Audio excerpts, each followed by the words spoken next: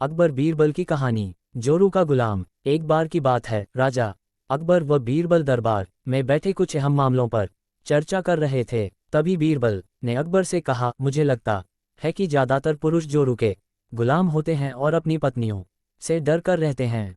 बीरबल की ये बात राजा को बिल्कुल भी पसंद न आई। उन्होंने इस बात का विरोध किया। इस पर बीरबल भी अपनी बात मनवाने पर अड़ गए।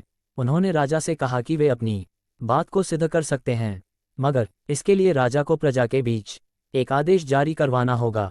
वह आदेश ये था कि जिस पुरुष के अपनी पत्नी से डरने की बात सामने आएगी, उसे दरबार में एक मुर्गी जमा करानी होगी। राजा बीरबल की इस बात पर तैयार हो गए। अगले ही दिन प्रजा के बीच आदेश कराया गया कि अगर ये बात सिद्ध हो जाती है कि कोई पुरुष अपनी पत्नी से डरता है, तो उसे दरबार में आकर बीरबल के पास एक मुर्गी जमा करवानी होगी।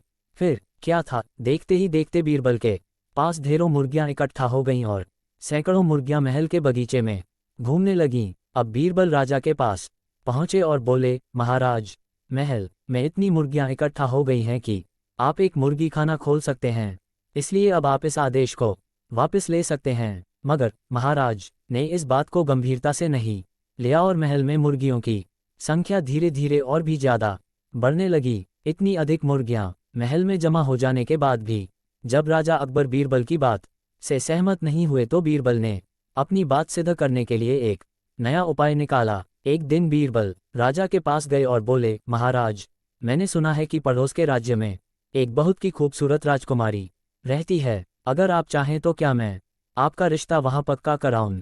ये सुनते ही राजा चौंक उठे और बोले, बीरबल, तुम ये कैसी बातें कर रहे हो?